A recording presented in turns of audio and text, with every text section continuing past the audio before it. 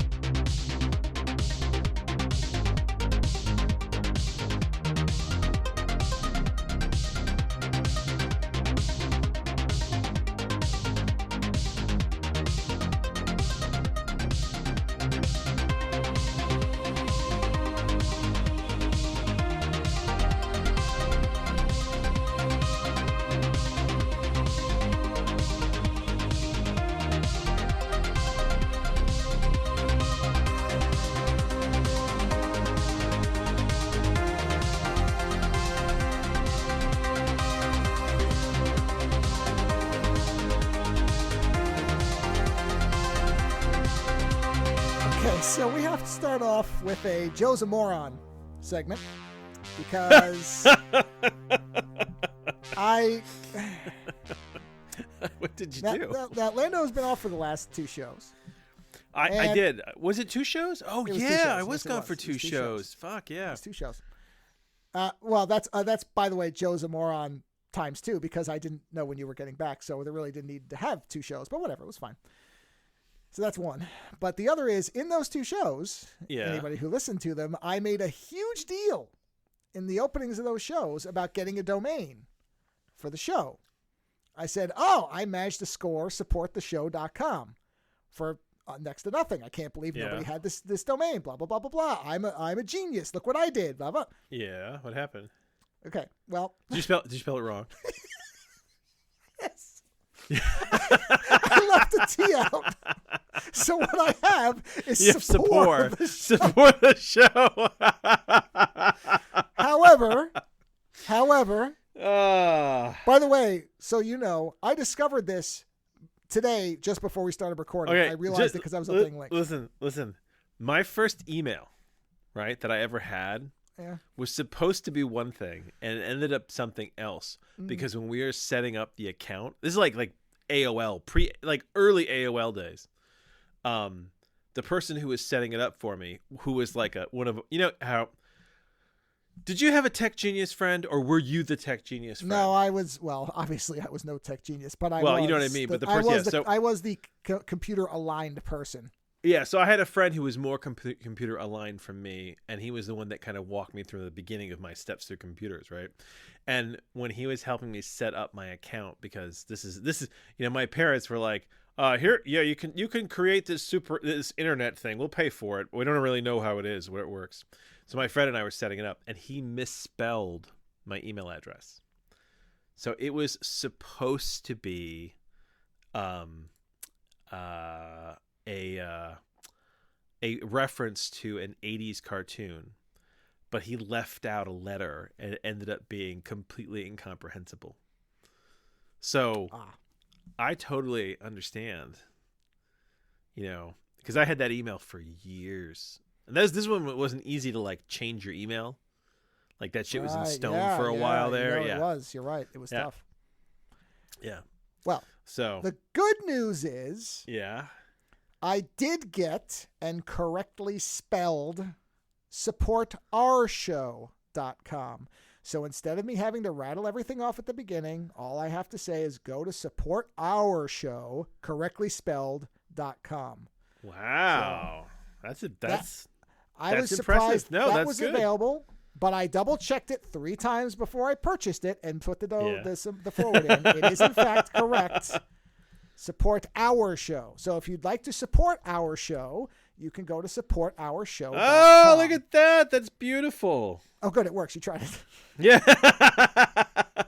Well, the forwards usually take a good 30 minutes to go into place, and I only did it 10 minutes ago. No, this looks good. Yeah, it all works. It's all there. Well, I knew all the links on that page work because I've controlled that page forever, but the forward was the thing that I didn't know if I had right. No, it's great.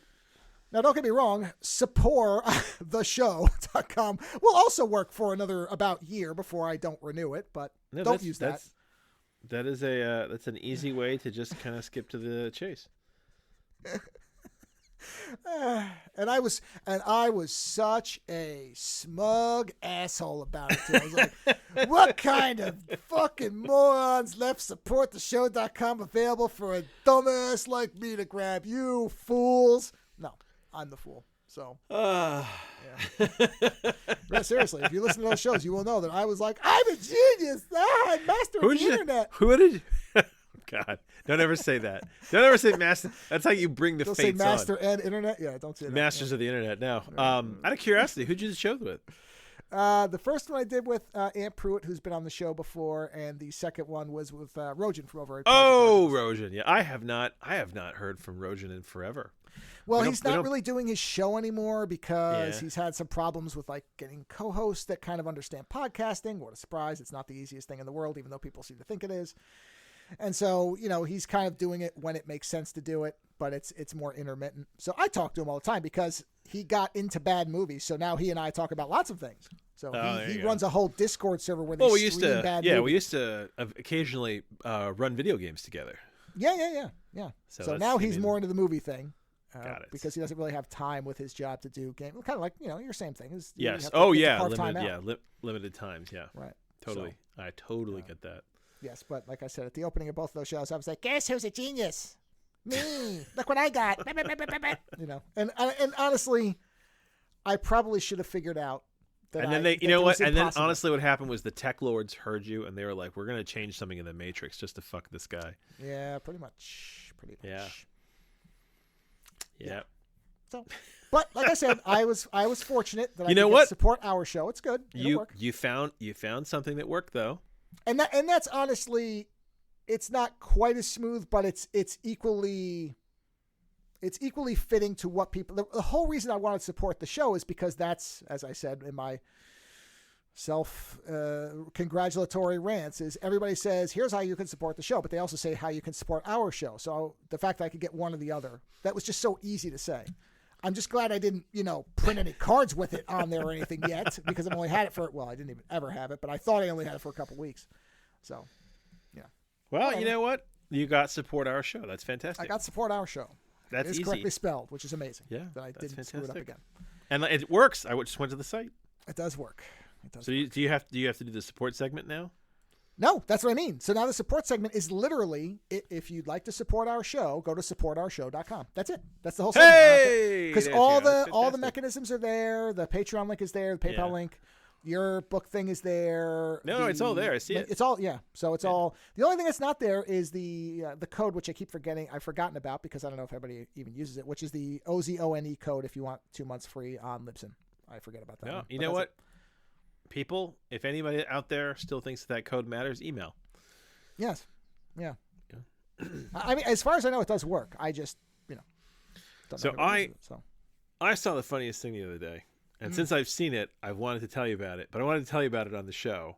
Oh, good. Because you and I have talked to each other playing video games. Sure. Have you seen the windshield barnacle? Yes, this did come across my website. Did I see this on? Yes, I did see this. They're using this in New York. Yeah. So basically, they in most cities they have this thing called the boot that they put on your car tire when you park illegally or you park or your for whatever reason your car is being towed or something like that. They'll put a boot on, but people have gotten brazen with these goddamn things. Well, wait, before you go on, in case people don't know what the boot is. Well, no, it is this thing that clamps on to your wheel. Yeah, it literally looks like a C, and then it just clamps in onto your tire, so you can't. And drive.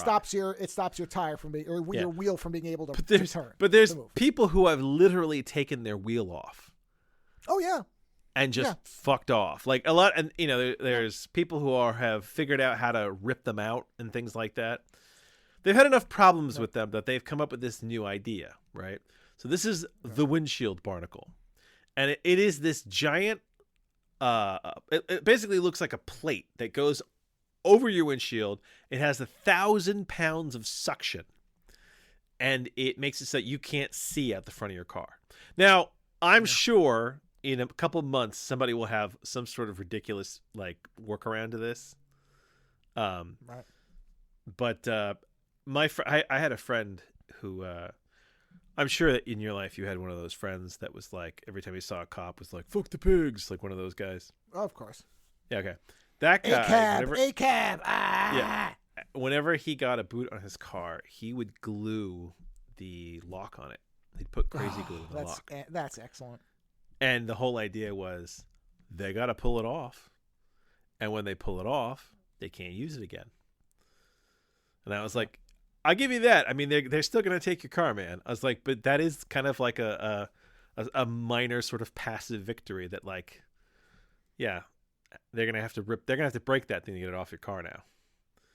So yeah, that's the one thing he did. But so they put this barnacle on, and I'm kind of waiting around on a reaction, which there hasn't really been much of one yet because they're just kind of preliminarily using it. But I did see one in the wild, and I looked it up. Yeah, this actually was. They did this 3 or 4 years ago, and it was very quickly defeated. And now there's a new version of it that is supposed to not be. That they can't, because did you read about what they did with the first version of this thing? How they actually they figured out correctly that for a device to be able to remotely connect back to something, it has to have some kind of connectivity. And what they found with the old version was, there's a SIM card with unlimited data on it. So I guess now we have free unlimited data, and they ran up bills on the universities that were using this on their cell network, because if you take that SIM card and put it into anything else, it's going to work. So they basically figured out that if you put on the defroster, you could basically break the seal pretty easily because the heat does it. And then when they looked at it, they noticed it had a SIM device, a SIM card slot. They took SIM that's card hilarious. So now the NYPD has its new one that is supposed to be, that can't be defeated that way. I told you, somebody's gonna figure it out in like a couple weeks. Yeah. The first one was defeated by the defroster. I love it. Well, and this idea that they're always going to figure out how to defeat the one that the NYPD is using. No, they're going to. Of course they will. They're going to. So people figured out how to fuck with the boot. I know. So yeah, it's I wanted to mention to you because I knew that it had probably come across your desk. Yeah, yes. And the only reason I didn't really think about it too much is because they haven't defeated the new one yet, but they know. They will. Yeah, and the thing is, like, so right now I'm writing near future fiction, and I'm always trying to figure out like what kind of things are you going to see, what kind of crazy shit are you going to see in the near future. Let me tell you what the reality is. This is nothing. What's going to happen is, because now at some point, outside of vintage cars that don't have computer systems, they're going to just turn your car off. Yeah, well, yes, that's exactly right. Yeah. What they're going to do is they're going to kill the car. There's going to be a point where they will have things inside the car, because they already do. I mean, it's just right now private companies have it. Well, it's only a matter of time. They're going to have a thing where as soon as you speed, you're not going to have a cop catch you. It's going to report it. It's just going to say, okay, I measured the check-in time from this light to this light, and you're speeding.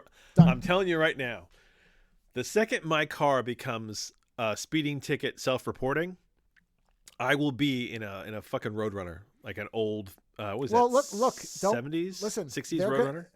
And the next thing is going to be that they're going to require for the registration of vintage vehicles that a chip is put in them. Ooh. And they'll say it's going to be anti-theft or for tracking or whatever, and that's what it's going to be. But it'll buy me a little more time. Oh, it's a ways off. I mean, yeah. And honestly, listen, you know what? And stuff I used to be against self-driving cars, right? And honestly, I'm not against it anymore. If the technology worked, it won't. I honestly wouldn't mind self-driving. Well, I know that, but I'm saying I wouldn't mind if they had self-driving cars at this point, because you know what? There are plenty of days where, I would rather just get in the car, tell it where to go, and then read a book. There are a number of people who know a lot about this stuff, and they are all saying that level 5 is never going to happen. Or by the time it does, cars will not be used anymore. That's the other end of it, is at some point... What the hell are they going to use then? No, well, you're going to have mass transit systems. Because younger people are not buying cars. Car sales because they're so fuck off expensive. Well, there's that. Listen, and the bigger problem. See a need for it. Especially if you live in a city. But the bigger issue, I think, a lot of this stuff is the psychotic inflation of the price. Well, there's not only that, but I've seen a lot of people using motorized bicycles. Oh, I know that, but I'm saying if somebody gets smart and makes some kind of skeleton crew car, because I mean, at the end of the day, these like moped bikes or something like that. It's a skeletized motorcycle that doesn't go high speeds. I'm surprised that somebody hasn't just made like some kind of 3-seater, wireframe car that costs like $1,000. That can technically be on roads, or at least be on certain roads. Because I don't think the safety systems could match up to getting hit by a real car. Well, yeah, but guess what? If you're on a bicycle and you get hit by a car, the safety systems I hear don't really hold up. Yeah, but you know what? It's a strange psychology that people have electric this bikes. Weird thing. I know. A bike to them, I've talked to people, and there's this strange mentality that you notice. Have you used those electric kinetic bikes where like it takes your force and then it like quantifies it up? So you're like, so you're doing like 50 miles per hour on a bike. Have you seen these? I've seen them. I've never used them because I don't know how to ride a bike.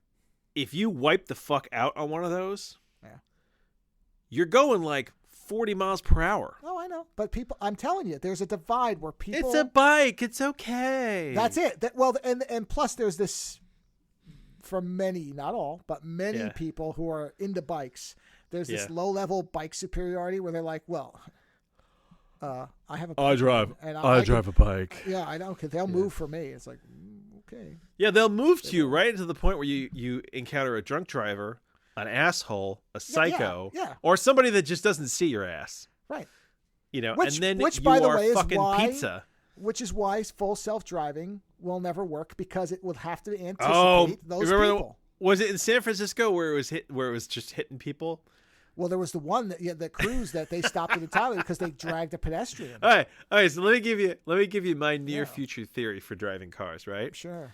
So, in my near future idea. By the way, I've said multiple times the only way it works is it's everybody or nobody. That's the only way. Yeah. Well, this mix. That's the problem. I created a self-driving car lane in my near future world, where essentially you switch your car to self-drive and it moves you to this outer lane that is everything is essentially hooked up with magnets, and as long as you're in self-drive mode, you stay there. And the second everyone is basically lined up like a train car almost, right? And you're going slower than normal traffic, but you also don't hit traffic because everything is slowed to be able to go. And then the second you shut off the self-drive, the magnets basically calmly, they don't like throw you, they calmly push you out into the normal lanes of traffic. That's my Star Trek vision of the near future. Because I was trying to think like, what kind of technologies you might come up with. Because you're right. It's either everybody or it's nobody. And the problem is you can't have self-driving cars on a highway with, maniacs. Because the computer won't know. It's the whole, listen, we don't have full AI yet. Why? Because we can't teach these goddamn computers to understand the absolute batshit madness, which is reality. Okay? Like, it's not going to work. And machine learning can do a lot of things, but machine learning has a really hard time with stupid. Like, this is the logic problem that I almost called them Klingons. The Vulcans have with humans, where it's like, why would you do something that's stupid? And they're like, well, it seemed like a good idea at the time. And they're like, it's not logical. And they're like, well, I don't really know what you mean.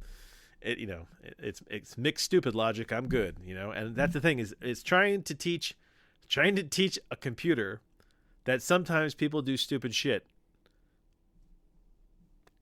It just doesn't compute. It does not. Yeah. So, that's a play in itself, right? You create the first near AI, and you basically have to sit down in a room with it and talk to it about the state of humanity and trying to explain human stupidity.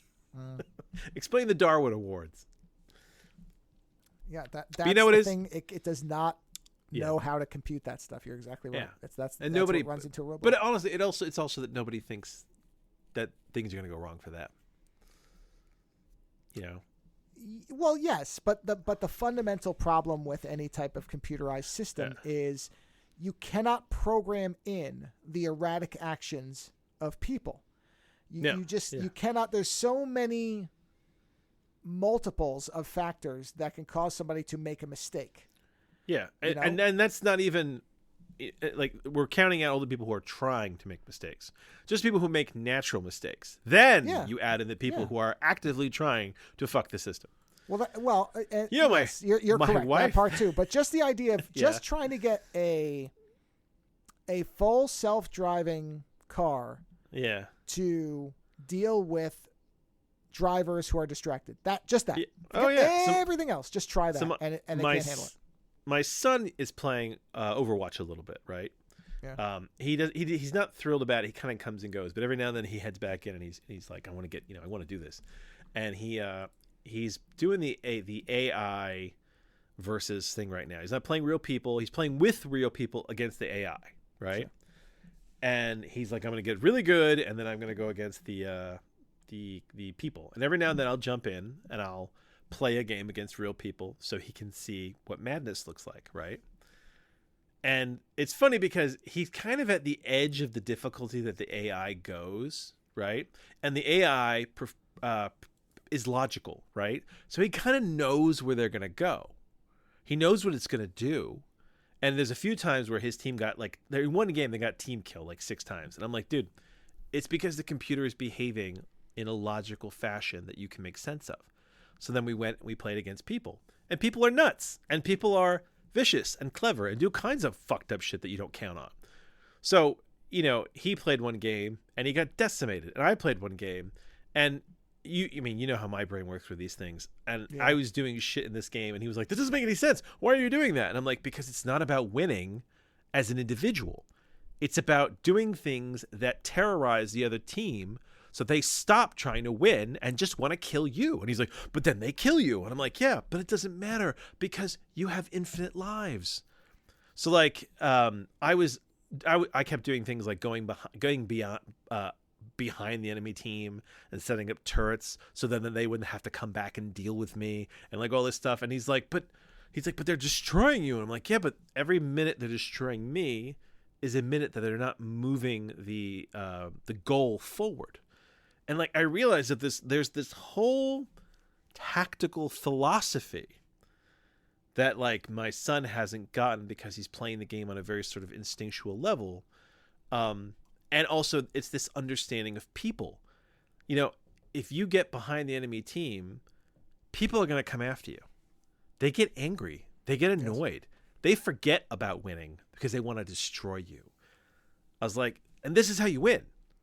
You manipulate them against their own, better judgment, against their own logic. Right? And so my wife overheard me kind of explaining my whole logic behind these first-person shooter games. And my son knows it works because every time I sit down, I get destroyed some of the time, but then a lot of times I'll get play of the game and shit like that and we'll win. And it's and I'm not a dynamo, but if I have a team that's good, my tactics help quite a bit. My wife hears me going on about this shit and she's like, at some point they're going to put machine learning in these games. And she goes, and these AIs, these NPCs are going to catch on to your game. And she was laughing about it. And then she was and she said, and don't worry. She's like, you and Joe, she's like, the shit you get up to in these games, she's like, NPCs are going to figure it out. And I'm like, well, we can only hope. It's ooh. I would love it. I would love it if the game got smart to us trying to break it. Well, I mean, number one, I don't necessarily disagree, but at the same time, AI stuff, that stuff's already there. It is to some degree. Yeah. But it behaves logically. Well, it's not going to simulate. That's the thing. What people want in games is not AI. The other thing is, they want simulated humanity. They want NPCs. If it will catch on to what you're doing, and here's why. Yeah. It will probably, because I doubt most people play like you or I. So it will probably discard us as in the margin outliers. of error. Yeah. Yeah. Well, the bell curve. Yeah. We're at the edge of the bell curve. Yeah. But either way, people don't want AI. They don't want logic. They want NPCs to act like people. And people are illogical and emotional. Yes, that's the and that's what people want. They want people in their games. Honestly, the most amazing thing you could do in a video game, I'm surprised no one's done this yet, is hire people to be the NPCs. You know, like if you have like one of these open world games like Fallout 76 or something like that, you know, which is which we'll talk about Fallout later. Sure. Have a few characters in that game that are just real people. They're NPCs in the game, but when people come and talk to them, they are real people talking to them in real time, reacting to them. That would be incredible. Well, they are working on a version of that. I don't know how far they've gotten, but they are working on a version of that. They have several companies are. In fact, I think it was, I either want to say it was Square Enix or Ubisoft has said that they are applying this idea of having dynamic NPCs. Yeah. You know, ones that you would never hear the same piece of dialogue twice, and it would know your actions. It would track them. Yeah. Which, you know, I don't think those types of systems are inherently, well, when I say not inherently difficult, I'm using that in a loose way. Of course, this is a heavy programming challenge. It's all difficult, but in the realm of difficulty. Yeah, this is one of those things where there's a more... I just don't think they want to have to pay the employees and worry about the human interactions. Well, okay, you're sort of getting to where I was going. There's a bigger problem that is now becoming very evident. I mean, it was already evident to anybody really paying attention, but it's now becoming impossible to miss, which is video games have become too expensive and too big. It's just the reality. They're huge. They're not sustainable. Yeah, it's ridiculous. And so there's going to have to be there's going to have to be a real reevaluation of... I did a 5 on this, actually, last week, where I said that after Baldur's Gate 3, because a long time ago we talked about with Fallout, again, to go back to Fallout without going to the show yet, there's this big divide between people who think that the first original Fallout games, the 90s and early 2000s. Okay, yeah. Yeah, 1, 2, and Tactics, really, although Tactics isn't considered canon, even though it's really should be. And then you get to Bethesda and Fallout 3 and after, and there's two groups of people and very few in between, and I shouldn't say very few, but there's this big divide between a lot of fans who are like, well, no, 1 and 2 were it, and everything after that is garbage. And then the other side of it where people are like, 1 and 2 are impossible to play, they're too hard, and they're boring. The new ones are great. And Bethesda's awesome, yeah. Yeah, and then there's people like me who think that both are good. They're just very different games. I appreciate the early ones, but I really enjoyed playing the Bethesda ones. Well, the thing is, though... And I haven't even played Vegas. After playing... Oh, New Vegas is very good. Hopefully they remaster 3 in New Vegas. There are talks that will happen. If it does, you really should play New Vegas, especially. It's very good. But after Baldur's Gate 3's humongous success, my question was, is there possibly a consideration inside of Microsoft, who now owns Bethesda and the Fallout IP, to make 2 versions of Fallout? Because why not make a new version in the old style and the new one in Bethesda style? Why not capitalize and get 2 groups of people? Because they'd have to survey that to see how much money there is to make. Well, sure, but Baldur's Gate 3 has proved there is an audience for those games. So if you make a game, it would have to be self-contained. It would have to be a single-player experience probably, or something like Wasteland 3, which is what I would actually push for, is to have the companions be playable by people or to have the companions be other players. So almost what 76 was doing, but in a way that has a storyline, not a bring your own story to it, because that cratered like a nuclear bomb. So it did for most people. It did for most people, and then you have people who are deep into, well, we'll make our own basic version of this game. But that's for people who have, let's say, a group of 20 or so people where there will role play, where 10 of them play the enemies and 10 play good guys. You know what? We found a lot to do in that game. I mean, there was an end point, but we found a lot to do. Yeah, but we also went back a couple times and got bored very quickly. You know, that's where the single player part. Yeah, we explored. I mean, as a pair, we explored it quite a bit, and then we got a point where we're like, okay, we've done everything there is to do here. But if we replay it, outside the cycling of the new little mini DLCs, there isn't. It's not like Wasteland where we ran it again and made different choices. It's not like Baldur's Gate. Yeah, and the thing is, we're currently replaying. We started replaying Baldur's Gate finally. Yes. And we've gone on. We've gone in and we're playing completely different people. Very different characters. Yeah, so Joe is playing Gale now, who's the wizard, and he's playing Asterion, who's the asshole vampire. Yeah. And I made I built a character. Bard, who Joe came up with the great name of calling him Jon Bard Jovi. Yes, I am the fabulous Jon Bard Jovi, and then I'm playing. I haven't decided yet who my second is, and what I think I'm going to do is I think I'm going to basically make every other character in the game druids. So anytime we need to pick somebody for a storyline thing, like we need, to bring Will, or we need to bring Shadowheart, some shit like that, they'll all be druids. So the gameplay will not change for me, and because I wanted to play druids on this run, but just picking these different characters and playing these different classes has made it very different. Like, there's a lot of shit popping up that I don't remember at all. I mean, there's shit I've forgotten, but there's all this new shit that is going on. And it's because we've got all these new people and these new storylines, and so it's, what? JonBardJovi.com is available. Oh, we don't need it. We don't need it. I seriously, I searched because I was like, well, somebody, I actually first just looked for that name because I was sure somebody else must have come up with that in Baldur's Gate, but apparently nobody has. Yeah, Jon Bard Jovi is fantastic. And I playing can't a believe bard. nobody came up with that before me, if in fact they didn't. And playing a bard is fantastic. Oh, it's great. It's great. I mean, we've already used it to enhance Asterian's theft abilities, which is fantastic. There you go. Yeah. And that's, it's when you start to build a really good team where like everything kind of lines up, Yeah. But yes, different choices. It is becoming a different game.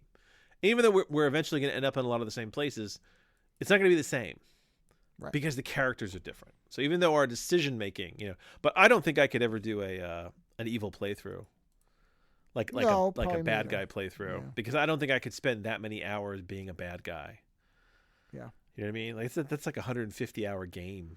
At least that's what it was the last time. But there again, that's if they were to make a game like that where you could replay it with different choices, then I would play that game. And I think there is a large audience, and Baldur's Gate 3 has demonstrated that, because prior to Baldur's Gate 3, I think there was some doubt about it. And reasonably so. Do people really want this game anymore? And it is fantastic. When you do it fantastically like this, then people want it. People want good product. Yeah. So but it's the whole, we want, one of the things, what works in Baldur's Gate, what works is the writing is very good, and the characters that you deal with feel like people. Karlach is a sweetheart. Shadowheart is a bitch, but funny. Astarion is a psychopath who is comedic as fuck. Everybody has these personalities. So it goes, it's not that we don't want AI. We want humanity. Like that's kind of the funny thing about it. It's like when people talk about wanting to build AI, like I don't think we want AI. I think really what we want is to build other people. Non-corporeal people. Well, yeah, because what you want is organic responses. Yeah. Yeah. And that's what I'm saying is that I just don't remember if it was Square Enix or Ubisoft is support that they're saying that's what they're working on, is to have dynamic NPCs where, because the systems that track your decisions are not new. Those have been around forever. So that's already there. It's the ability for the machine to, because this is part of now with generating voices and stuff like that, where to try to have somebody record every single line is impossible. You have to limit it because you have people there forever, and they would never be able to capture every permutation of whatever somebody does in the game. But a machine generated one that was being fed all your choices and decisions that could synthesize a voice, well, that could do it. Now, the bad thing about that is, voice actors do, just like real actors, add things that a machine will not. It won't understand humor the same way. Yeah. So can it really work? I don't know. We'd have to see a demonstration. But I mean, every to now attempt at machine humor has been pretty awful when it's tried to do it itself. Because I know people say, oh, no. When somebody just tells a machine to generate its own humor, it can't do it. It is well, ironically, highly robotic, and it's not funny. I know people who can't generate their own humor. Well, yes, there is that as well. But that's the trick with that is machines have limitations. Could you replace most NPCs that don't really do much but have background voice work? Sure, you could probably do that. Do you really need somebody to just sit there in the background for walking through a town? No, but you go for the main characters, the main NPCs. Yes, right. And that's where you can there are things that give the illusion of free choices that you can have any permutation. But of course, they actually do have limits. And that's where a main character, like in Baldur's Gate, where all the main characters, there's only so many directions you can go, and then they have responses for those. But even we ran into some, for example, there was something, we just did one where there was dialogue and the two of us talked to the same character, and ultimately, no matter what you said or how you said it, you got to the same. Oh, it was kind of Volo? You got funneled down. No, it wasn't. Well, no, not the eye thing. It was somebody else. There was something else where we took different avenues, and ultimately that character said the same thing at the end because the story couldn't allow you to deviate from that because it wouldn't work. So it ends up in the same place. Yeah. There is only so much you can do with that. You still are going to be constrained by the storytelling. Now, I'm sure that in some idealized world, which doesn't exist, they would say, "Oh no, we'll let the machine just generate the story as you go." And it's like, what I really want to do is I want to do an asshole run of Baldur's Gate where we kill anybody that we think's an asshole. Like good or evil, we kill everybody. Because remember, there's that one character, the druid in the first part of the game, that wants to kick all the refugees out. You can wipe that town out. No, I know that, but I want to kill just her. And there's the thing is, you could, because they put her way out in the front gate. No. After she's been. See, yeah, you can't. Yeah. What you're talking about is technically within the rules of the game, you probably could, right? Yeah. But realistically. Yeah. We are newcomers who just strolled in. If we killed the head of the grove, they would want to kill all of us. It makes sense. I know that, and that's why you wait. That's the thing. It's not about doing it when you first meet them. It's that wait till you get powerful enough, and then come, like right before you leave the area, come back and just kill her. And I wonder if there's a reaction to that. If you wait till you solve the grove problem and you're about to leave, and they've already celebrated you, and everything's all buttoned up, and you're about to leave, right? Can you go back and just kill her? And get no reaction out of it? Or will Halson be like, I can't believe you can fucking kill her? Like I wonder if the game is sitting there going, I didn't think that they'd do that. Why would they do that? And it's like, I wonder if it has made because there's things in the game. Okay, here's something interesting because I was looking for something. I was like, well, what if you just kill Halson up front? Can you progress the game? You can. Oh yeah. You have to speak with the dead, otherwise you cannot progress the game. So you extract the information from his corpse, otherwise you don't know what to do. Well, there you go. So I like that they thought about it. Yeah, because that's the Walker thing, right? Where I was sure that the Walker was going to fry the game, and it was like, you kill Walker, and they were like, no. I mean, you have eliminated the biggest source of comedy in this game, but we've got 88 keys here. But which is what we called his second in command. Yeah. In a sense, I was the idiot there because this is the company that in every Far Cry lets you just join the villain in the opening of the game. So I should have known that they would anticipate that some asshole would come along and say, well, what if I figured out how to kill Walker? What are you going to do then, genius? And it was like, we're fine. We're just going to shift it to his lieutenant because he doesn't matter anyway, everybody. Joke's on you. Ha ha ha. Dopes. Well, to stay in the realm of games. Oh, before we go to games, because I will forget this. One little public service announcement for people. There is a project that originally started off called 4K 77 and then went to 4K 83 and now has 4K 80. Some people will know what this is right off the bat. But for those who don't know what this is a group of people who found 36 millimeter prints of the original Star Wars films with no alterations. This was what were in the theaters in the years they were released. They got the reels. They have scanned them in 4K. They have cleaned them up only to eliminate problems, and they have released them in full 4K resolution. And the one that they couldn't find the print for the longest time was Empire, and they found it, and they've completed it. So now, all three films can be downloaded. I'm not going to tell you how, because I don't want to get on Disney's bad side, but it's very easy to figure out. You can go find them. The files are around 90 gigabytes a piece, but they are, in fact, beautiful, undisturbed, original prints with all the defects, but also none of the new defects. And you can go find them, and it is worth the effort if you want to see the originals, because there's no other way to watch them in 4K, and they are gorgeous. I have been told. So I caveat that with, so I've heard from a friend who has the files. Yeah. So just to let everybody know, 4K 80 has been completed. The Rev 1, they've done multiple revs on the other ones where they've gone in and just kind of fixed little things to make sure it's all color graded. So I'm sure there will be multiple versions, but even in its original form, I have been told that it looks stellar. So if you want to see the thing that apparently nobody wants, that Disney wants us to see, go find those, and you can get them in 4K and watch them on a beautiful big television. So I've been told, and they will look excellent. I actually meant to bring that up in the last 3 shows, and I keep forgetting. So before I forgot, I actually had the tab. No, it's good because we're basically shifting to video game TV.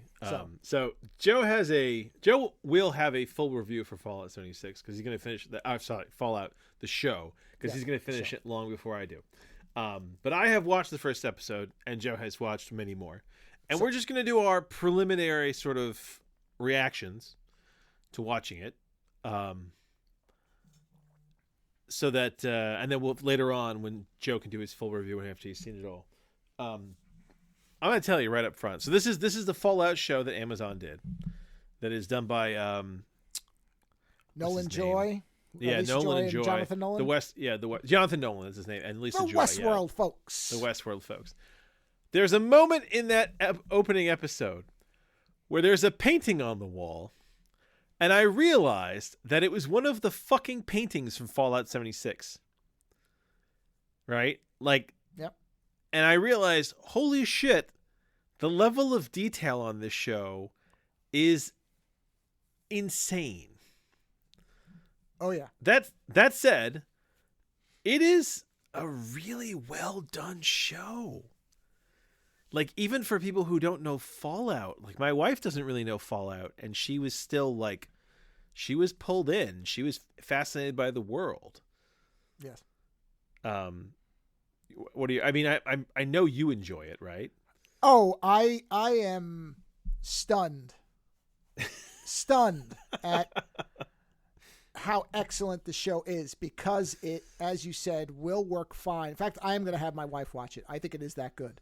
Where even though she's not necessarily, she doesn't know anything about Fallout. It doesn't matter. They give you everything you need to know if you're not someone who knows Fallout. But beyond that, it does not require you to be into this type of thing. And they get into the nightmare of some of the other vaults too, don't they? I've read that. Oh, yes. Well, and that's what, and we've talked about this before. One of the things that a Fallout series should do is to capitalize on. Really, there are 3 major things that when Fallout is at its best, it toys with. One is the vault system, just the vaults and what experiments are going on there. And boy, they go into that hard, which is great. Because I wasn't sure, based on the trailers, whether they would get into that or whether they were going to be focusing on. Well, there's vault tunnels. That was one of the things that kind of threw me off. Is that I don't remember there being vault tunnels, vaults that were connected. Oh, well, okay. I don't recall, at least in the newer games. I did not play all the way through 1 and 2, so I can't tell you that. But I don't recall any vaults that were directly connected like this. Yeah. But there were. But it makes sense. I mean, there's a lot of them. Well, there were connections between vaults. I just don't remember any that were directly. But of course, this setup as well is an experiment. This is a specifically done thing because of what they're doing. This is not the normal way. This is because they are conducting a specific experiment that requires 3 vaults. See, that's the thing. So this would not be something they would do everywhere because it's a one-off to see what will happen. Yeah, like you said, I am stunned that it came off. I mean, it gets better. You're only in the first episode. It gets only the first episode, yeah. Better. But I mean, the ghoul looks good. Oh, his story is great. His story is great. The Brotherhood of Steel looks fantastic. I mean, now that's the other thing. That was because I was saying there was 3 things. One is the vaults. The other is the Brotherhood of Steel because everybody knows those suits. Well, not just that, but one of the criticisms of Bethesda's handling of the series, and I tend to agree with it, is they sanded off a lot of the challenging morality of the Brotherhood specifically, but aspects of the Fallout world. So the Brotherhood in the new games comes off pretty heroic, more or less. They come off as good people. They have their moments. They're I mean, even in the 76, they have some later Brotherhood of Steel quests where it's you see the divide between those that want to help the people and those that just wanted to basically control the technology. Well, there's that, but further than that, there is the inherent kind of religion and religious corruption that the Brotherhood has. Religious aspect to it. And you will see, Scribes, you haven't seen how far that gets into it, because Maximus is an abused child. He is essentially, for all intents and purposes, he might as well be a child of the Catholic pedophile scandal for the way this series handles it, which is correct, because the Brotherhood is not a good organization.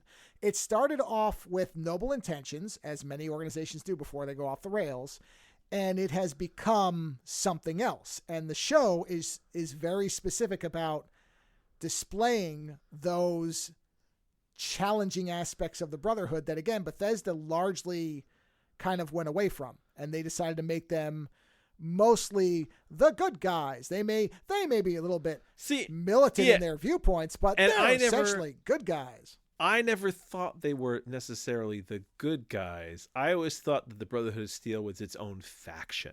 The same way that the new settlers are a faction, and the what is it? The Nutters, not the Ravagers. What the fuck are they called? The Raiders. The Raiders. The Raiders are their own faction, and everybody thinks they're right. Well, yes, except the Brotherhood, again, in the games, is often positioned as if they are kind of right.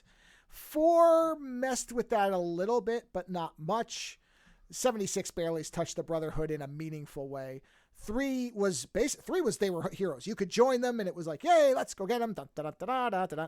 And New Vegas, they weren't really a factor the way they were in the other games. New Vegas got more concerned with the NCR, the New California Republic, which, now you haven't gotten to this yet, but that was one moment where there's a part where Lucy is in a vault again, and she finds the New California Republic flag, and they play the Fallout 4 theme. Okay. And I will admit, I had a strong reaction to that because they stay away from that so much. They use just a lot of period music throughout, but they don't really go to the theme very often. In fact, I don't think anywhere else. It looks amazing. Oh, it's. I tried to buy the Vault-Tec cup immediately, and I can't find it anywhere. I was like, oh, I want that coffee mug. I want it. The attention to detail is just insane. Oh yeah. Well, it's funny you were talking about the idea of people being the AIs, because Tim Kaine, who was one of the original producers of the original Fallout games, was invited to the premiere party for the show. Yeah. And I watched his reaction to it because I was curious, because again, yeah, so much of this show is based on the new Fallout. It really feels like it is mostly informed by Fallout 4, really. I mean, that's what it looks the most like, just because Fallout 4 is the most modern. I think there's quite a bit of 76 in there as well, visually. 76.3, it's all in there. It's the modern version. And he had said that at one point he noticed a background character who was walking in a very specific way, and he said, I'm pretty sure that guy based his walk off of a NPC character in Fallout 1 that walked in this certain way. We called them the Losers, because that was like a nickname for them. And he said, because he has this hunched walk. And he's like, I don't think anybody else would even notice it, but I saw it. And I went, huh. Because a lot of the people that are the background people are Fallout fans. They actually let people who like the games be the background extras. Oh, wow. So he's like, I'm wondering if that guy did the walk from 1 because he was knew a fan it. of the games. Yeah. Oh, that's funny. That's all that little stuff. But yes, there's a lot of it in there. The stim pack is great. In particular, because there's a moment where, okay, the first episode, do you see the dog in the first episode? I don't think so. No, you don't really. You just see a picture of it. Okay. Yeah, because when the dog gets killed, I was immediately... Oh, no. Yeah, but not for long, because stim packs fix everything. So the dog gets a stim pack, and he's back on his feet because the ghoul stabs him and kills him, and then stim packs him because he's still alive, and then he's back on his feet, and now he's his companion, which is very much like the games. Like, the companions will move. So the dog's like, well, I don't care. I'm with you now. And so now he's the ghoul's companion. And so the ghoul dog has shifts dog around. meat? Well, he's not called dog meat, but in fact, there is a part where there's a vendor who has meat and it says dog meat. And I was like, okay, I get it. That's good. I like that. Yeah, there's always a dog. Yeah, there is always a dog, and the dog has survived everything so far, which is great. I mean, getting Kyle MacLachlan to be the overseer was a great note because he can play goofy and funny, but then it can also shift to fucking and serious it will, as hell. Because he is not a good guy. Oh, is he part of the Enclave? No, he's part of Vault-Tec. Oh, well, there you go. They mentioned Enclave so early on, too. Yeah, which is odd because that's something that Bethesda's never really wanted to touch. No, that's not true. They were the major antagonists of 3. You were fighting the Enclave. And then in New Vegas, there is a Arcade Gannon is I can't remember if he's the son or if he's one of the remnants, which is what's left of the Enclave because you destroyed them. So they're still around. And then Modus is in 76 is essentially pre-Enclave. 70, yeah, and I think that's the thing is that I got so used to 76, which is considered to be it's before Fallout 3, right? It is the most recent one in the modern canon, yes. Or sorry, it is the one that takes place the earliest from when the bombs fell. Yes. Yeah, that's why people were so annoyed that the super mutants were already there. Oh, and and the Brotherhood. The Brotherhood are there, but they're not supposed to be. They were never. Yeah. It's one of those things where why did we never hear about it? And that, you know what, people, you have to let that shit go. Who cares? Okay, it's fine. You can whatever. They can make up a reason. It's not that big a deal. These are the things that people get hung up on. It's not like they have. It's not like they have a huge city. They have an outpost there. Right. Yeah. Well, and the Brotherhood were the ones who found the what do you call it? The Queen, the Scorched Beast. But that's fine. That's what the Brotherhood did. It's not just because you didn't hear about it doesn't mean that there weren't stealth reconnaissance guys running around. I thought that the first episode was a great setup for everything, for the world, for how weird it's going to get, how violent and bloody it can get. Oh, boy, does it. Oh, just wait. Yeah, I've read that it gets quite it's gory as hell. Later on. Mean, it's it's very gory. But I did read that there was a scene, I think in the second episode, where the ghoul meets another ghoul, which is genuinely like kind of heartbreaking. Oh no, it's not. I don't think it's the second episode. I think it's the third one. But yes, there is a scene where he runs into somebody he knows who's going feral. Yeah. And basically it's implied that if you don't take this, you see him taking, when they dig him up, remember he had those bags that were running in there? Yes, medication. That stuff is what keeps you from going feral. There's a chemical. That's why he's an addict. And so if you don't regularly take this stuff, the feralization accelerates. They basically imply that he might be one of the longest running ghouls who has not gone feral.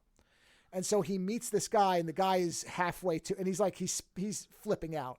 And he basically says to him, he's like, hey, you better leave because, you know, I've made it a long time, longer than most, not as long as you, but I think it's coming to an end, and I don't know if I'm going to be able to control myself, so you better leave. And the ghoul says something to the effect where he's like, you know what, you're going to be fine. Then he's like, oh, do you remember, how your mom used to make? He's like, something about it. And the ghoul's like, oh yeah. And he's like, and he looks at Lucy and he's starting to talk about it. And then the ghoul shoots him and blows his brains out because he doesn't want him to go feral because he knows he's going to. Yeah. And it is a sad scene. And the other, I think they did a really smart thing in the show. And this is actually good for you because now you can pay attention to this. They have 3 characters who represent 3 stages of the dissolution of the American dream in whatever form you want to take it. Lucy is at the very beginning. She is naive and does not understand what the world is. She has her reactions and her way of interacting. And when the ghoul shoots that guy, she's like, why are you like this? And he's like, let me tell you something. I'm you. You just don't realize it yet because this is what the world will make you into.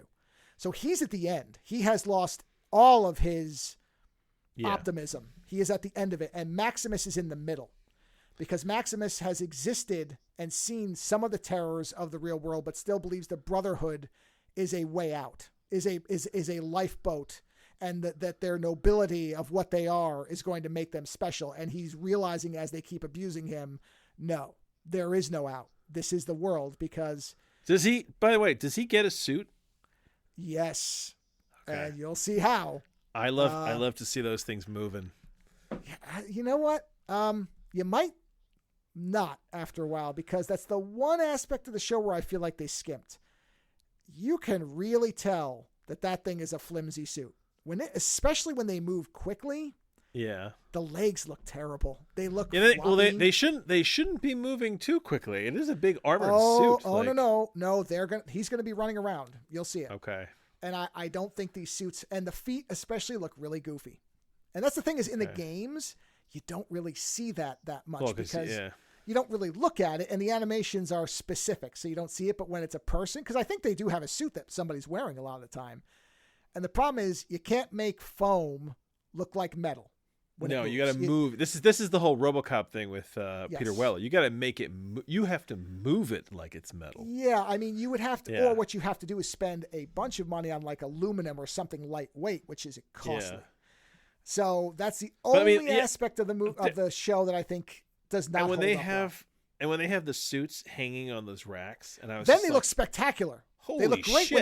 when they're still. Or when it's just like the head moving, it looks great. Yeah. When the legs move, the illusion breaks quick. When they're interviewing Maximus in the first episode, and that one suit is walking behind him, is working back and forth. I'm like, oh my god! I was like, that's vicious. That scene is great too because I don't know whether Maximus did it or not. I really don't. Do they never say? They haven't yet, and I'm 6 episodes in. Man, he meets up with the girl. Did you see where he talks to the girl later? And she's like, "I told him it wasn't you," but then she kind of looks at him. Yeah, like she's trying to get him to, like she's trying to figure it out too. That she doesn't really know, but she's not going to turn him in no matter what. I want to think that he didn't do it only because she is like the one friend that he has. Yes, but once you get further into his backstory and you see what he does, you might reassess it makes you question it. Yeah. All right. Because Maximus is really well done in that he is not a purely good character. He has a lot of flaws. He is willing to do terrible things and will. And there is always this 15% chance that he's untrustworthy to me. It's low. So is he a villain? No. He is a victim. But he is a victim that is reacting in ways that are warped by the world he lives in. So I don't think that he necessarily... I think that interview scene is really good because he's struggling with something. And it's he doesn't want as necessary... And I think it's one of two things. This is how I read this scene, is one of two things. One is that because it comes off very guilty. Yes, and it may be because he actually did it. Or because he really wanted to do it, or he's relieved that it happened to her. Well, I think it's either that he did it, and he's struggling with whether admitting that is good or bad, because again, the Brotherhood is fucked up. Yeah. Or he didn't, but he doesn't want to just straight deny it because that could be seen as weak. That actually ambition, because the guy says, "You're ambitious, aren't you?" So the Brotherhood might actually reward cutthroat tactics. So it's hard to say because of the way the Brotherhood is shown as the series goes on. I'm not convinced that if he had said, "Yes, I did it," they would not have immediately given him a suit. They might have. The fact that he is so slavishly devoted to them is what gets him the squire position. Yeah, I haven't seen enough of the show, but he feels closer to a what do you call it? He feels closer to a born again than not. Oh, definitely. No, definitely. Yeah. And you'll find out why. It's well, I mean, I'll tell you, you don't care. But it's because he's from Shady Sands, which was nuked, and ironically he hid in a fridge. And I saw that. I did see that. Yeah, there's that sequence where he comes out of the fridge. Yeah, and they're going to show you more of that, but they don't tell you at first that that's from a place that was nuked, and he was right there. And the first thing he sees is the Brotherhood that comes in to rescue them. And so, because when they find Shady Sands, he and Lucy are there, and she says, what happened? And he takes her, he's like, "Come look at this." And he takes her over, and there's a giant crater. And he says, "What happened?" And he said, same thing that always happens. Everybody wants to save the world. They just disagree as to how to do it, which is a really specific line when you're looking at a nuclear crater. Yeah. There's lots of that little nice, and there's the writing. The writing is fantastic. When they're flashing back to the Ghoul's life, his pre-war life, they get into communism and capitalism. There's some sharp stuff in there. Yeah, I honestly, at this point, Lisa Joy and Jonathan Nolan can do any show, and I'll go see it. Like I'm I'll having give it a second shot. thoughts now about their whole because they did the Periphery show. I'm having second thoughts about going back and watching that. Like You mean the Peripheral? the Gibson thing? peripheral, yeah. Because Yeah, if they hadn't canceled it, I might at some point go back. But what's the point? well, you can still enjoy it for the ride. Yeah, but it's a cliffhanger. What do I You know, care? listen, you don't always need the orgasm. Sometimes it's nice just to get in there for a while. Well, no, I guess not for me. Not when it comes to TV for me. I guess not. No. If I'm getting on the horse, it better go through the entire. Man, game. no. Not- Well, and that I get yes, and I guess that's where we differ because Yeah, I don't mind. I don't mind having. No, I'm okay. there ain't enough time on the world for me to go through that. I'd rather have the whole thing. I don't mind spending time in a world, especially since I know what happens. I read the fucking books. Okay, I'll give you that, but in that case, I'll go read the books. Oh, you should. I think you'd love them. Well, that's what I'm saying. As I read the first one. I would go back and read the books again. Yeah, The book. I guess you're right. Yeah. So I agree. I like spending time in the world, but especially with something like Gibson or who, with those type of people where it's that kind of world. Yeah, I think with this is I just need to separate it from Gibson and look at it as a Nolan Joy show. Oh, and I think you mean like Altered Carbon? Yeah, but they didn't do that. Okay. It's not theirs. Who did Altered Carbon? No. What I'm saying is, it's not always so easy to divide the book from the I can't because Altered Carbon is and like that for me, even though I'm not as much of a Gibson fan as you are, yeah, I enjoy his writing to an extent where if I'm not going to get all of it, I don't want it. I don't think I could watch a Neuromancer show at this point. I just don't think I'll ever trust it. Well, I mean, if they did it, I would watch it. I'd be curious. The interesting part of this is, yeah, I believe they've already greenlit a season 2 of Fallout, which makes sense because it's been received. Basically everybody's like, well outside of Last of Us, this is the best thing that's been done with video games. But there's no story. They can create their own story through the Fallout universe. Yes. That's what works. Well, they can, but they can't completely go out into outer space. They still have to have it. There's still have to be Vault and Vault-Tec and they can go into outer space. There's fucking aliens in the game. Yeah, well, okay. Don't say that to the hardcore fans because you're going to have a fight. Because there weren't supposed to be. And that's another thing that people hate Bethesda for is that they took what were not aliens and made them into aliens. What was the alien blaster before then? Okay, it was an experimental weapon from creatures that had been... So the aliens in the old Fallout games were revealed to not actually be aliens. They were experiments. They were engineered. Everybody just called them aliens, and they made a blaster that they called... But the old alien blaster ran on like just microfusion cells. It was a normal weapon. It just was high-powered. Then when Bethesda came along, it became, alien power cells for an alien gun because there's aliens. And it's like, okay. I don't care as much, but man, people get wound up about that shit. I'm just saying. You know what? It's a game, guys. Entertain yourselves. Well, and to be fair to the critics, the Mothership Zeta thing was stupid. It was not the best DLC they ever made. So I kind of get why some people are like, if you're going to do that, then at least do it well. Nolan and Joy can now cherry pick what they want from all of it. Sure. Yeah. So. Yeah. So yes, you're correct. Could they literally go into outer space? Of course they could. But I'm saying that you still have to have some of what Fallout is in there. Yeah. And you know what I'd love? Understood it properly, which is what I'd love a second season of. Yeah. I'd actually really love to get a second season of that Cowboy Bebop show. That shit was just getting interesting. You mean the animated, the original one? No, the actual the live action show. Oh. Yeah, I thought it was just getting interesting right at the end when they actually did something original. Yeah. No. And then they ended it. Nope. Again, I enjoyed that. I thought it was fun. It wasn't perfect, but it was fun. I didn't watch it enough because they canceled it. So what do I care? I know. You have a hang up with this stuff. No tantric for you. I got it. Yeah. Or it has to be. Well, okay. I should put an asterisk after that because if you're going to leave it unresolved, it better feel like you planned it. If it's a complete season with a story that comes to a conclusion. I don't even need a conclusion, but I have to feel like you meant it. Like David Lynch doesn't complete his stories, but you know that that's intentional. Yeah, yes. He ended it. Yes. Right. If it just abruptly stops and there was a big setup, and it's like that the archive. What did I say? Archive. Oh yeah. R81, whatever it was. Yeah. Where I said if they had just stopped it here, we're good. It's done. I don't need to know anything past that. But no, you had to set up a bait hook for the next thing that never materialized.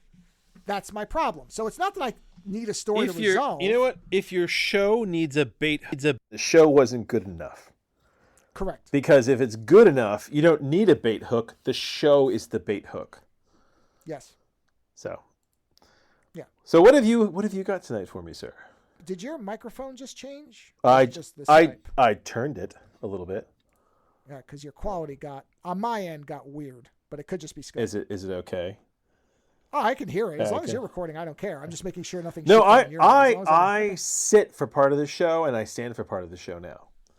No, it's not that. It's not a positional thing. The quality changed, so I was just making sure because I know in the past sometimes your stuff is shifted on. Let me just look at my sound quality really quick to make sure that I should look at mine too. Are we even on the right mics? I am, and it did. The recording's fine. Son of a bitch! It shifted on me sometimes. What a bitch! Hold on. I don't know what the fuck it did. You went for a minute, and then when it went, which is fine on your side, and I don't care. Hold on. Let's see if we can get it back. Okay. Come on, man. Wake up. Hey, there you go. Can you hear me? Can you hear me now? I can hear. Okay, good. Then we're back. Everything's set. Yeah, it popped on. Okay. There you go. You can hear how sometimes our sound quality decides to murder itself. Well, they would hear. I was curious if it was Skype, they wouldn't hear it. Yeah, I don't know why they did that. That's weird. Yeah, because like I was, that's why I said just to check. Because if your stuff had been fine, it would have been Skype. All I did was literally tilt the microphone like an inch. Well, don't tilt nothing. Because I shifted. I went to a standing position. Nothing. I know. No. So don't do that. Yes. So what have you got for me for tonight, Mr. Wizard? So I never really got to talk about. I don't know that we even really talked about the 3 Body Problem series. No, we haven't. No. Okay. No, we didn't. I mentioned it on a couple of the other shows, but they were not individuals who were open to spoilers, so I couldn't really delve into it. Yeah, I want to read those. I want to read those books because I'm really fascinated by them because it is. I'm always fascinated by science fiction that originates from someplace other than the United States, because it's culturally it shows. I'll give you a warning. Yeah. I'll give you a warning. Now, do you know that was basically a machine translated book, right? Yes. Yeah. So when you read it, it's very clear it's a machine generated book. Okay. It does not read. So they didn't get a skillful person to translate it. Well, the version that's widely available, which I read the first couple chapters of, feels like a machine translated the book, as opposed to somebody sitting with a native person and having them check what was, and going through, am I getting this right? Does this feel right? It does not feel okay. It feels like somebody fed it into a Google Translate. How does the show feel? The show is stellar. The show is, if I hadn't watched Fallout, I would say it's the best thing I've watched this year. But now I've watched Fallout. So Fallout is better because I'm closer to Fallout. But as a series, I was stunned. I already used that word for Fallout. So let me say I was you can be stunned by more than one thing. Well, what I did was, because I've said this before, and I should have mentioned for Fallout, you know how there's the ads in Prime Video? Yeah. Did you pay to turn those off or no? Oh, you can turn those off? I'm going to turn them off. Yeah. Because they're a bunch of fucking assholes. I turned them off for this month, and I'm going to turn them back on when I stop using Prime Video all the time. So I'm fine with that. But I started to watch Fallout with them, and I went, nah, I'll pay the $3. It's worth it. And I paid the $3, and I set a reminder on my phone to turn them back off. So don't forget, everybody, you can turn those on and off. You do not have to pay every month to have those off. No, we use Prime using it all the time. Enough, yeah. Well, then, it didn't pop up and say go ad free. It popped up like 4 times. No, I've never seen it. Yeah, there's a setting where you say go ad free, and it'll say, do you want to? You have to authorize it, and that's $3 a month. So you can turn those off. So I canceled Netflix, but I went, this is getting good reviews. It looks good. I like some of the people in it. I will go ahead and subscribe for a month and set a reminder to cancel again. Now, I didn't do it at the Ultra HDR, so I'm sure it's even better looking, but even at the lower whatever that I watched at, it was spectacular. They clearly put a lot of money into it. Everybody in it is excellent.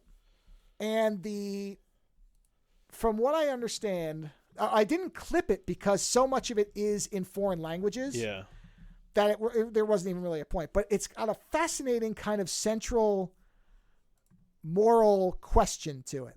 Now, do you know the story at all? I can't remember at this point. I used to. Okay. So the story starts out, and the character who is played by Keiko O'Brien from DS9. Yes. She is playing. Yeah. Did you know she was in West Wing? So.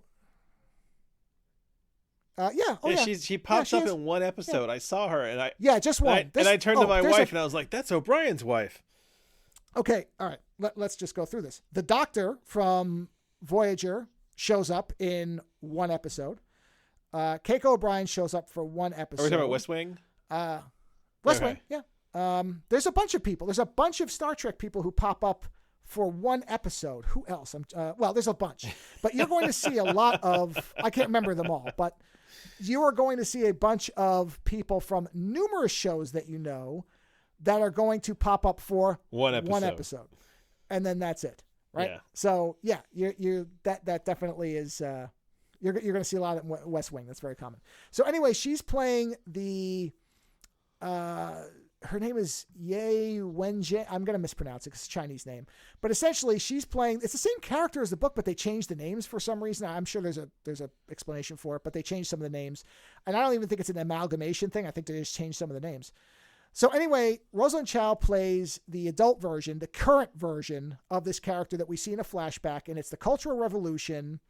And she is an astrophysicist, and her father is a scientist. And in the Cultural Revolution, apparently, I don't know a lot about it. I'll just be honest. I don't study it. I don't care. But apparently, if this, I guess, is accurate, they were very harsh on scientists. And so she sees her father. I just recently did. Oh, my God. This is weird timing. You know how I'm doing that course? It's comprehending like the 20th century? The woman doing the course, one of the things she's doing is she's showing you how all these countries came to be, basically how their governments came to be what they were in the 20th century, right? And she gets into like, how in Russia the Bolshevik Revolution, then what happened when Stalin arrived and all this shit, and then but recently I did China, and she did, within like I think she does it in an hour and a half. She does a whole explanation of how China went from basically. Essentially the Cultural Revolution, how it became a communist country. And I gotta tell you, there's shit I didn't know about this, that it makes a lot of sense why Mao was able to take hold, because so I didn't know this, but so pre-World War I, the British essentially went in, the British were selling opium to China, and China essentially turned around and said, no.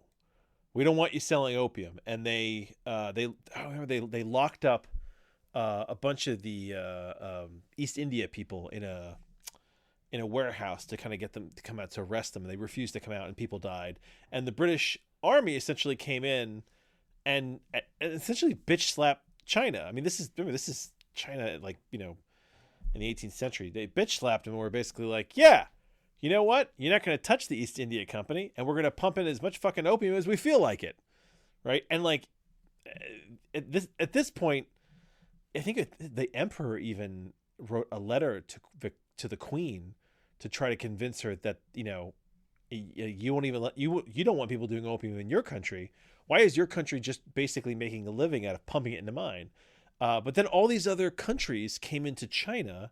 And essentially started creating these these divisions where like there were parts of China that were under other people's governments. So like there were parts of China, like Hong Kong was under British government. There were parts of China that were under German government. And it got so bad that the US got scared that these were going to become full-on colonies. that essentially China was going to get ripped apart and turned into colonies of these bigger countries. So U.S. came in and said, you know what, we need to make a deal here that China will remain a country, and that these, you can have these exclusion zones where your government has got control, but you can't take China apart. And like just gives you an idea of how fucked up things were, so that when after World War One, I guess when they were doing the deals after World War One, the Allies realized that they needed to make an ally out of Japan, so they took the exclusion zones that essentially Germany owned and gave them to Japan, who was a direct adversary of China. You can imagine how much this pissed them off, right? But at this point, they still didn't have the power to kind of break away from all these different countries, involved. And, you've got, essentially, this is where Mao comes into it, where they don't want their own government because their own government's too weak. They're trying to push out all these other governments that have made their country weak. In a situation like that, it's very easy for something like communism to come in and say, fuck these people. It's a really interesting, like, the breakdown of how these things culturally can happen. But yes, then once the communist revolution got rolling, they didn't fucking trust anybody who was intelligent, anyone who was essentially bourgeoisie. Like, they got rid of a lot of people. Well, so that's how this starts off. So she's a young woman, scientist, and her father is dragged in front of the Cultural Assessment Committee or whatever they're called.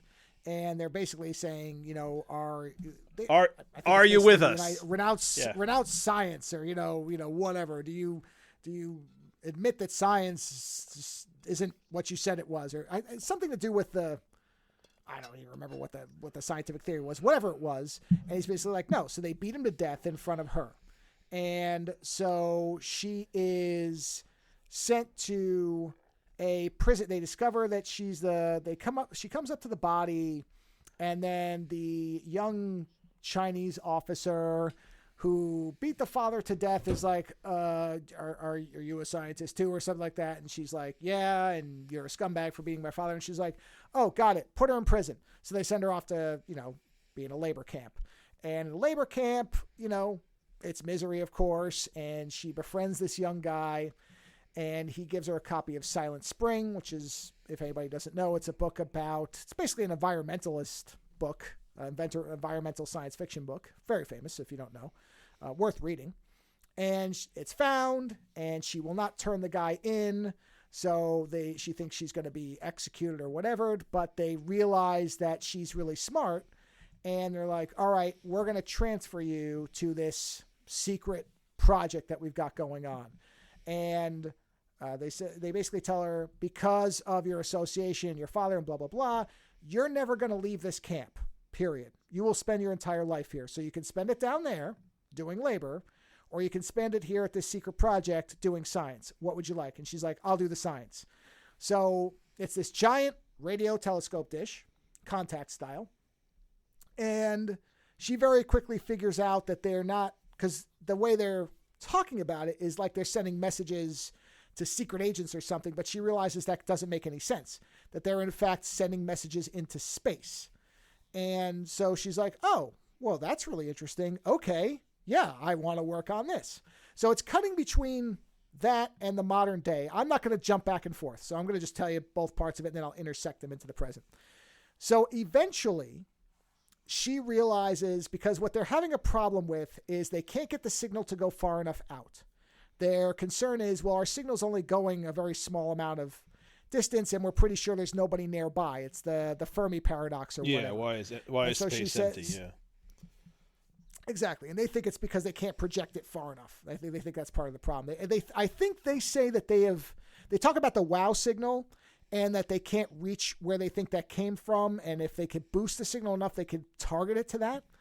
And so as she's looking at it, she figures out that there is a way to essentially, I don't know if this is the exact explanation, but it sounded to me the way they explained it, because there's some heavy science in here, and I'm not the smartest person in science, but it sounded almost like the whole slingshot thing from Star Trek 4, where if you can hit the signal with the sun, it'll like ramp it up and superpower it. Yeah. And so she's like, oh, okay, we can use the sun to amplify the signal. Yeah, slingshot, the Star Trek slingshot maneuver, it won't send you back in time, but it will speed you the fuck up. Yeah, and there's something, and I meant to look this up. There's something with apparently Chinese political symbolism in the sun, which I don't really know, because when it's suggested, the government's immediately like, I think the sun is the emperor or something. I didn't really follow it, or the sun is somebody. And so the person in charge of the project is like, absolutely not. We cannot use the sun. Do you understand if we even suggest such a thing, the political ramifications, blah, blah, blah, blah. And so they shoot it down. And so all along, and the guy who she was working with stole her idea. All these things have happened. And she's constantly being just degraded and debased and betrayed, and all this stuff happens. And so she gets to this point, and she realizes that she can just send the signal. That she secretly points the dish and she fires the signal out and she gets a response. And the response says, which is really interesting, the response says, yeah, I'm somebody like you who's watching this stuff, but you better not send another signal because everybody else on my world will come invade and kill all of you. So be glad I'm the one who saw it. Do not send another signal. And that's what this person sends back, right? So she reads it, and she basically sits there and thinks about it, and then she programs another message in that says, you know what? We can't save ourselves. We're fucked. Come get us. And she sends it, right? So then we jump to the present. Oh, man. Yeah. Right? Now, you know what? Listen. I want you to put somebody else in this position, right? If you were a Jew in World War II in a concentration camp. No. I'm on her side. I was on her side. But you totally get it, right? Yeah. No, I would have punched that fucking button till it broke. Are you kidding? I mean, because I'm really shortening the amount of stuff this woman went through. If I was this person, I wouldn't have thought about it for more than 60 seconds before I sent that message. Because fuck these people. No, I don't. She's portrayed as the villain in this thing? No. I'm with her all the way. Is she portrayed as a villain? Yes. Well, because what she did was basically condemn the whole planet. So to everybody else who doesn't know what happened to her. I thought she was the hero. Okay, hold on. No. Oh yeah. Well, that's what I'm with. That's what I'm saying. So now we cut to the present. And we find out because hold on. Benedict Wong does anybody know what that she sent the signals? Well, not yet. We're going to get there. So that's what I'm getting to. So in the present day, there is a rash of suicides by scientists and specifically astrophysicists and people who work in these very specific fields, and they're also starting to get really impossible readings from all of the particle accelerators on the planet. And this coincides with all these scientists killing themselves. And so essentially what I would call MI6, which I don't think there is a real MI6. Of course, that's a Bond thing. But the whatever version of that there has to be some CIA version for I don't know if that is MI5. I don't think they ever specify it's MI5, so maybe that's what it's supposed to be. But it doesn't feel like that. MI5 it feels like it's Black Ops is the United Kingdom's domestic counterintelligence and security agency. Well, this feels like they're operating underneath. I'm sure they must secretly have. Listen, there's always deeper levels of security. Yeah. So whatever that is, there's Benedict Wong is one of them, and he's monitoring all the stuff that's going on. You see him for a long time, just watching people and trying to figure out what's going on, because we see this scientist who comes in one night and she's talking to one of the main characters as the show goes on. And then she goes and she throws herself off this ramp or this ramp over this giant cooling pool for the particle accelerator and kills herself inexplicably. And she is the daughter of, she's, are they Rosalind getting she's are they Keiko's getting daughter. Compelled, or do they know something? Well, sort of yes and no. So what we then see is one of the other, because so basically the core group, as this goes on, there's a core group of scientists that become the main characters. It's Mike Evans, oh God, what are all the names? Ah, jeez. Hold on. Okay, here we go. I just found the cast list. Buckaroo Banzai, Perfect Tommy, it's important because not all of them make it, so I have to get the names right. So there's Saul, there's Jack, there's Vera is the one who kills herself right at the beginning, and she is the one who works with Saul, who he makes it all the way to the end, at least so far. There's Benedict Wong, then there's Jin, Will's a great character.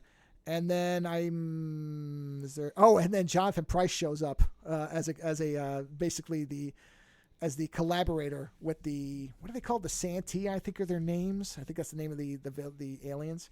But anyway, she kills herself, and a lot of her students and people who know her are getting together, and they're all kind of hearing about all these scientists killing themselves. And one of them, whose name is, I'll know her by the actress who plays her, Augie. Yeah, Augie has developed this nanofilament thing, and suddenly she starts seeing these numbers counting down on her vision. This was in the trailer.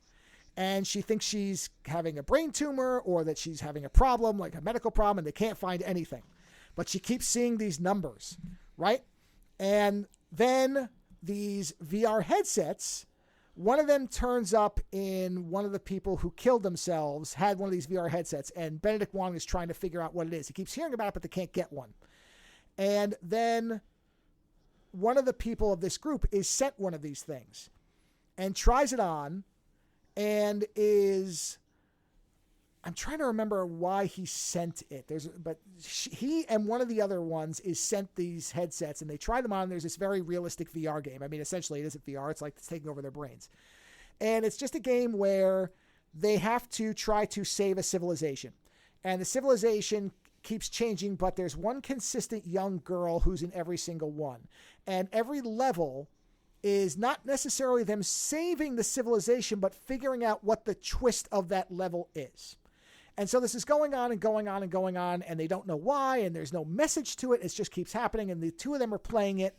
And Augie gets very concerned, the nanofiber scientist, gets really concerned about the headset because she's saying reasonably, you don't know who sent this to you, and you're telling us that it's way ahead of any technology that's currently out there.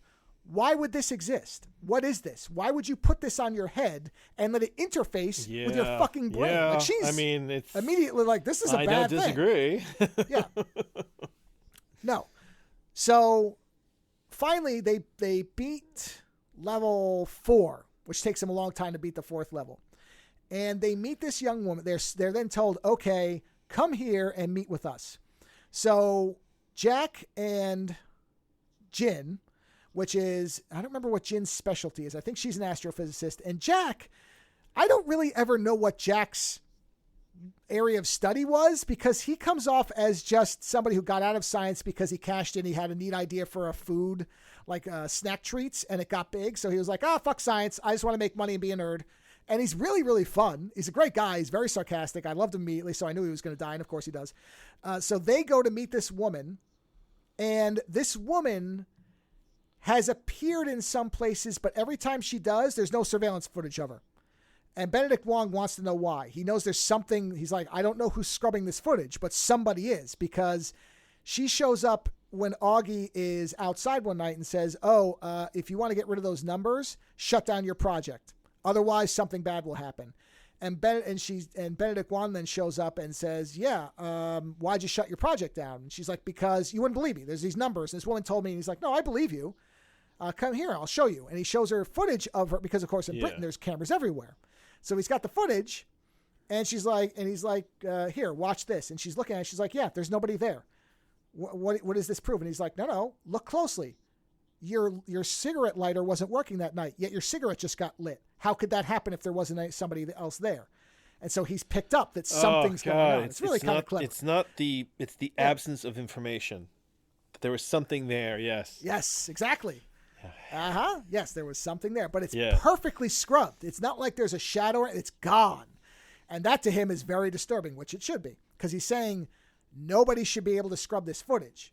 And yet there it is. And so Jack and Jin meet with this woman, and she explains that they are part of a group, that this headset was the technology's alien, and that there are aliens that are coming to Earth, and they're 400 years away, and that she is part of a group that is ready to welcome them and help them integrate into the world, because their world is dying. And their world is dying because of the, quote, 3-body problem, where they're caught in a 3-star system. So they know that they're going to have these long periods where there's a drought and there's no food, but they can't predict it. Therefore, they can't plan for it. And so they're dying. So they have to leave. And so they wanted to find a planet where they could, well, they say settle, but of course we know that what they actually mean is invade and destroy. And we find out why, and later there was a chance that they might want to coexist, but we fucking blew it. But we'll get to that. So she tells Jack and Jin this, and Jack is like, yeah, bullshit. I don't believe any of this. And this was one of my only real problems, because obviously there's suspension of disbelief, but he's basically like, nope, I don't want any part of this. And he gets up and walks out. Now, of course, do you really think that a highly secretive organization that represents aliens and has been testing you is just going to let you walk out? I mean, nobody with an intelligence would just walk out this way. But he leaves, and of course, he's then killed by the woman, and the footage is scrubbed. Benedict Wong, of course, knows it's the same person. And so that once Benedict Wong meets out with Augie, he's like, okay, so we want Jin to go ahead and meet with this group and see what it's about and report back to us. And so she goes to this meeting and finds that the head of the group is, of course, Rosalind Chow. This is the adult version of that character who had sent the message. And that allows the police to come in and capture her. And the thing is, nobody resists it. She says, don't resist anything. Don't resist any of it. All of this is happening because our Lord, which is what they refer to the aliens as, our Lord wants it to happen. Meaning, because you find out that they can monitor everything. They have already integrated into every communication system, every surveillance system on the planet. They, in fact, have these 2 little microcomputers that can expand to cover the whole planet. They could encase the planet in a dome. So they are aware of everything. And everything that is happening is fine with them to happen. They are, in fact, directing everything, or at least allowing everything to happen. And there are multiple points where this is demonstrated to be accurate. They are, in fact, in control to a very high degree. They are not in total control because they're not there. Yeah, it's all remote on the planet. But they can see everything. So Rosalind Chow comes off. She's very calm. She's not panicking no matter what. She's not threatened because she's like, no, you have no control over me. You have me in custody because they want me to be in custody, but they know I'm working for them, so I don't care. And it comes off as very, very intimidating because, she's right. They have control over lots of things. So we find out that there is a ship out on the ocean, this huge tanker ship called Judgment Day, which is a little on the nose, but whatever. And that ship has satellite technology that allows them to communicate in relative real time with the aliens. Okay, so the person on the ship is somebody that Keiko O'Brien met back in the 70s in China. He was an American. Well, not American, he's British. British guy. Actually, is he supposed to be American? Is he doing an American accent? Because I recognize Jonathan Pryce, but I do think he's speaking in an American accent, or trying to. So I think he is supposed to be an American. But anyway, he's there because what was he trying to save? He was there in this little hut, and I'm trying to remember what he was trying to say. But he basically said, yeah, you know what? Humans, we're the problem. These creatures, they live in harmony. We're ruining them. And she recognizes basically a kindred spirit because she's like, oh, yeah, humans, we suck. And so they kind of get together. And so she and he are basically the heads of this organization that are contacting the Santee. And so what Mike Evans or Jonathan Pryce, what Brazil is doing is he is educating the Santee on humanity. And there's a point where he is reading them Red Riding Hood, the story, the children's story. And he reads it and they're like, well, why would the wolf not just eat the girl? And he says, well, the wolf he's being deceptive. And they're like, well, what do you mean? What is deceptive? And he says, well, it's lying. It's misdirecting somebody. Do they not have lying? He's like, he's like, don't you lie? And they're like, why would you lie? Why not just be truthful, everybody? He's like, well, I don't know, and then they say something along the lines of, well, what did you do with this wolf when you caught him? And he says, no, it's a story. It's a book. It's a fiction. It's not real. And they're like, well, that's also a lie. And they're like, okay, we can't coexist with liars. And then they just stop talking. At which point you realize, you didn't think this one all the way through, because now everybody's fucked. So right about that time, this giant ship has to pass through the Panama Canal. And so the government enlists Augie and says, we need your microfibers because we have to get this hard drive that will tell us how to find out where these aliens are. And so they set up essentially, you remember in the first Resident Evil movie, the lasers that cut everything into cubes? They set up a nanofiber version of this, but Augie didn't realize that there were children and like civilians on board.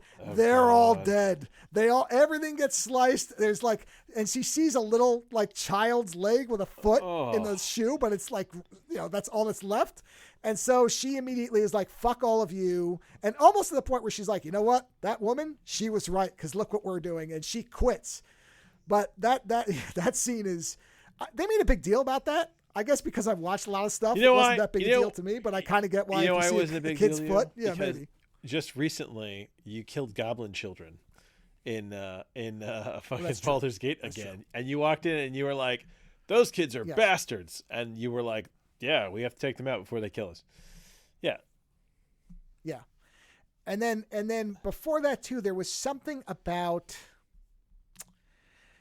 Right before they stopped talking to Brazil, he said something about bugs and pests and that type of thing. So now what they basically have said is, okay, you're liars. We can't live with you. You are bugs, and we're going to exterminate you. And so they take over every screen on the planet, and they just display the words, you are bugs. And then they have one of their supercomputers basically envelop the entire world to show the world that you're dead as soon as we get there. We'll be there in 400 years, right? So everybody flips out, of course, and this, very similar to Watchmen, kind of unifies the planet as far as, okay, what are we going to do? And what they figure out is that, and there is, I guess, some logic to this. It makes sense to me. I assume there's some scientific basis for this because it does kind of logic to me, make sense of it, is they say, okay, they're advanced now, but they're 400 years away. By the time they get here, we will be advanced enough to be able to withstand them because, I don't know. Essentially. But the problem is, are they? Because they're stuck. They can't advance in that 400 years. That's the only part that makes this work. See? Yeah, because if they were still advancing as they were going, then the chasm would remain the same between their technologies. But because these people are kind of stuck where they are, by the time they get to you, you will be 400 years more advanced, which means that you may be able to clobber them by the time they get there. Right, especially because they were leaving their planet because it was not able to sustain them, so they wouldn't be able to keep going, like they'd reached the end. So that's the idea. So the guy who's head of MI-75 or whatever says, if we can figure out, if we can just hide what we're doing or figure something out that they can't anticipate, then we can beat them. The problem being they're monitoring everything. So how do we figure out a way? You got to create a network that they're not part of to be able? Sort of. So they figure out this thing where they're going to what they get this idea of, or Jin gets this idea of, the MI-75 guy says, is there any way that we could send somebody, cryogenically freeze them, and fire them over to them to act as a spy? Because the one thing that they can't do is read minds. We have no evidence, and they have shown nothing, and there's nothing in the hard drive we recovered that indicates that they have any ability to read our minds. So they don't know, so they can't deal with you impenetrable. Lying. Yeah. Right. But so they don't really know whether you're lying or not. So if somebody can volunteer, because obviously they could just torture this person infinitely, that is a possibility, but if this person can learn something about them and communicate any type of advantage back, or if they could somehow fool them or integrate or whatever, it's worth trying. So they figure out how to cryogenically freeze somebody, and they figure out how to send that person, because you have to accelerate them to enough speed to reach them before obviously they get too close. And so they're going to set up a series of nuclear weapons in space that will blow up and propel a radiation sail, they call it. And the problem is they realize that they can't launch an entire person. They're too heavy. And it just so happens that one of the group of scientists has been diagnosed with terminal cancer. And so he volunteers to have his brain extracted, or basically his head extracted, and frozen and sent to them. and the idea is, well, they can probably rebuild him or at least talk to him so we don't have to send the whole body. And they try it, but it doesn't work. The bombs don't work well enough. So he's being propelled into space, but he's not going to reach them for however long. But his brain's frozen. So I assume he's going to show up in a later season. I mean, I can't imagine they'll set that up for some reason. So that doesn't quite work, but his brain is going somewhere. And so then in the present, after that happens, they come up with this alternate idea, which is called the Wall Facer Project. And this idea is that they're going to select 3 individuals that they will let do anything they want. They have total autonomy, and they can come up with any ideas that they want to. And what they're hoping is that they will, because of their unique mindsets and intelligence, that they will be able to think of something and not tell anybody until they have it completely kind of formed. And then, but they can't talk to anybody about it, because if they keep it in their minds, so they have then to the create Santee the won't know project about all it. themselves. Essentially, they just can't. They have to keep it within their brains somehow, which I'm not really clear on how that works, because if you can't write anything down, I guess you're expected to just remember every detail but not communicate it. It's not really clear to me on what the mechanism of this will be. But one of the scientists, Saul, who worked with the woman who killed herself in the beginning, there is an attempt on his life, and they figure out that it was the Santee who wanted him dead. And it just so happened that when they first tried to kill him, a person bumped into him with a bike and made him move. And so there was a whole series of things that led to a car not killing him, but killing the woman that he just had a one-night stand with, who he was walking to an Uber with. And they determined Benedict Wong is then assigned to him as essentially his bodyguard. And so he's like, why am I one of this team? I don't want to be part of it. I don't care. He's basically, his whole attitude is, I'm not going to be alive in 400 years. I don't have kids. I don't give a fuck. Whatever happens, I don't care. All I care about is I'm alive now. And so they're like, why would you select me? I don't care about humanity. And Benedict Wong says, the fact that they tried to kill you means they think you can do something. And for that reason, we need you on this thing. And he's like, so either they're going to kill you or you're going to be a wall facer. And what's really interesting about the way that they play him is he says, well, I don't care. I reject this offer. I'm not going to be part of it. And everybody's like, anything you say, sir. And he's like, no. You don't understand. I'm telling you I'm not going to be part of it. And they're like, we understand. But it's very clear that he is part of it. And they're just following what he's saying, but they're still letting him be a wall facer. Like, they're going to make him basically have to do it, because they're just going to keep acting like he is in it. So even if he says he quits, what they're figuring is, for some reason, the aliens believe that he is going to come up with something. And so for that reason, whether he wants to be part of it or not, they have to make him part of it. And so right when the sail, and around here is where the sail actually malfunctions. There's a whole lead up to it. And so when the sail malfunctions, Jin and Saul get together, and they're basically depressed, and they're like, what's the point? You know, they can see everything. They can anticipate everything. We can't beat them. And Benedict Wong shows up, and he's like, all right, let's take a walk. And he takes them on this drive, or he says, let's take a ride, whatever he says. And he takes them out to some marsh somewhere. And he says, you know, everybody looks at that message that says we are bugs, and they think that means that we're going to get stomped on. He's like, but if you actually look at bugs, and then he kind of points, and you see out there's all these locusts that are like swarming in the sky. He's like, human beings have attempted to wipe out locusts for ever. I don't know how many years it's been. Yeah. Forever. And no matter what we've done, everything we've tried, every new idea we've come up with, they're still here. And they're not just still here, but they are here in force. He's like, so when they say that we're bugs, I don't take that as something negative. I take it as a positive, because if those bugs can survive, so can we. And that's basically how the series ends. And you don't get anything past that. And that, to your earlier point about, well, can you have a series that ends without an ending? The series, if it never gets another thing, perfect ending. I'm fine with that. I don't need to know how it resolves. That's not really what the point of this series was. It was the idea of the resiliency and the resistance, and these people kind of learning. Yes. So there are going to be more. I think they've already greenlit a second season. I think they're going to do, they may only have to do 2, because my understanding is this incorporates the whole first book and some of the second one. So they may be able to do this all in 2 books. 2 seasons, yeah. Or sorry, in 2 series. They might do 3. But in any event, and I've read what the whole story is, so I could see a way that they could do all of it, because it jumps way, way ahead in time. Like there's big time jumps in this thing. So the second season is going to be something like 100 years later or whatever, way farther. So this is probably the end of all these characters, at least this version of them, I would think. But I thought it was really good. There was a lot of interesting, what it feels like a very good hard science series, because there's a lot of stuff that in my superficial reading appears to be scientifically sound.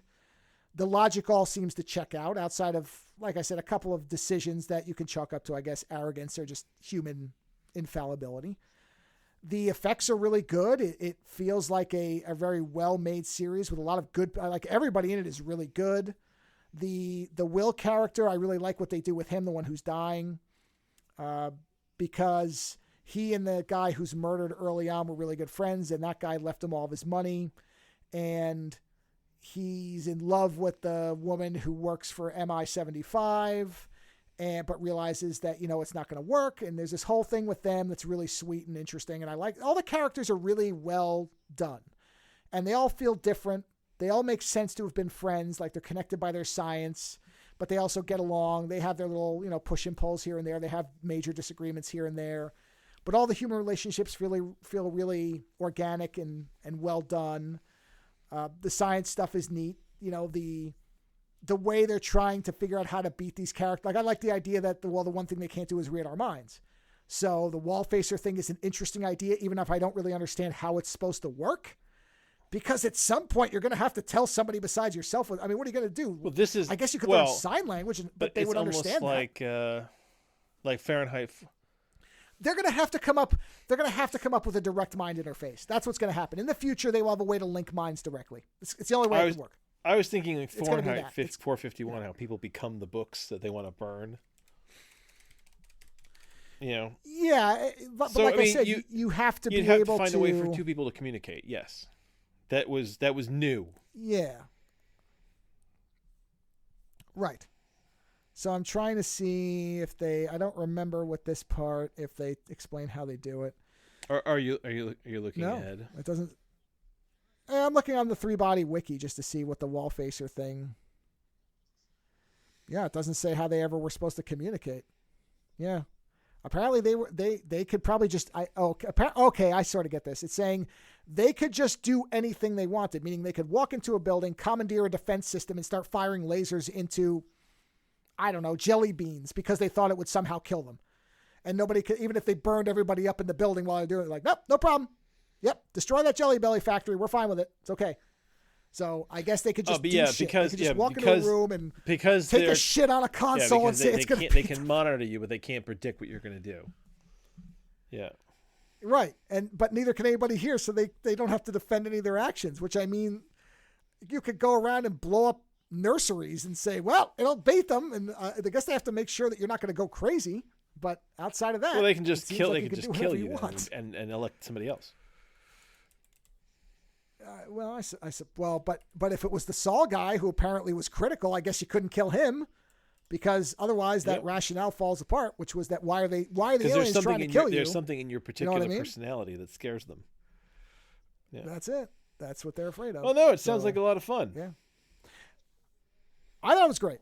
Like I said, it was worth subscribing to Netflix again. I'll have to add it to the list of things to check out. Yeah, and I do think it was already greenlit for a season 2.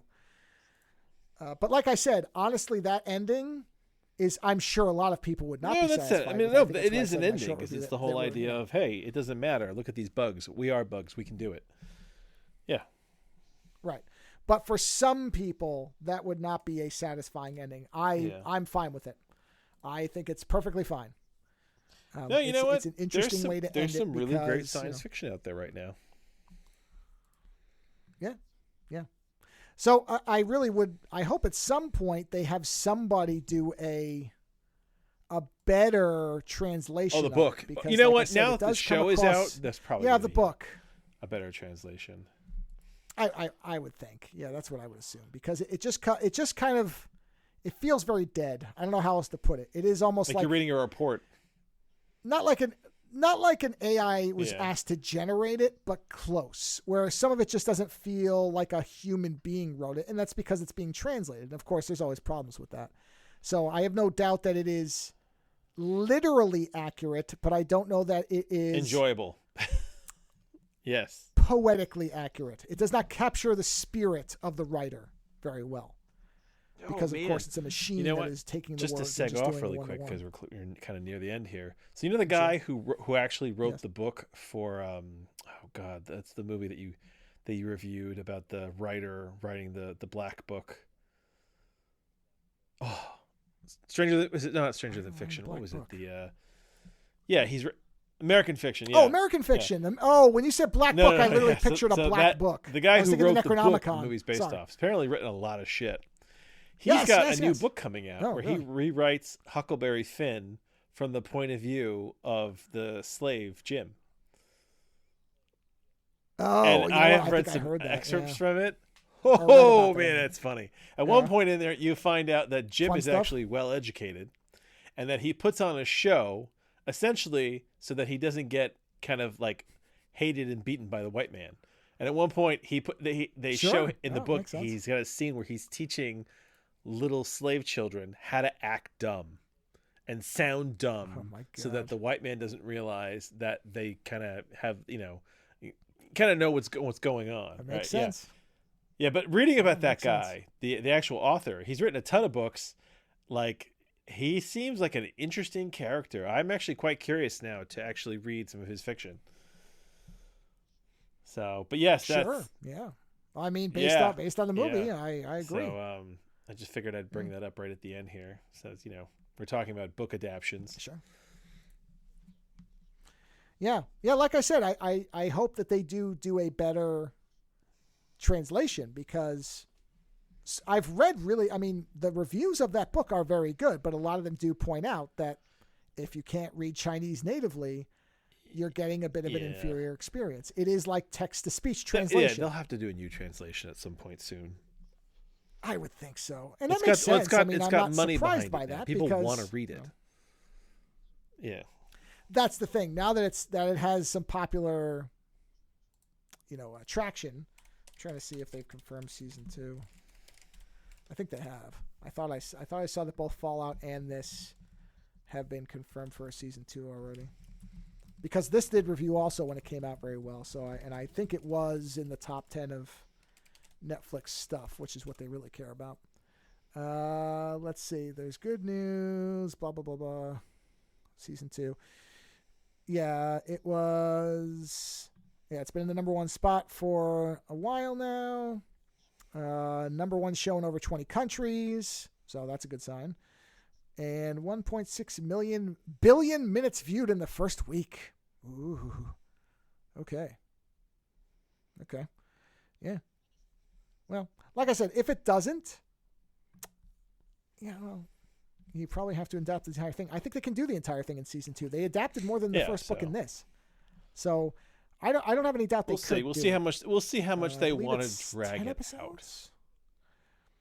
Yeah, but if not, like I said, and you agree with the same thing. The ending is fine. This is what I mean about this ending. Feels like it is meant to be a place where you can just stop, and it's fine. There's obviously more story that can be told, and is because the book is there.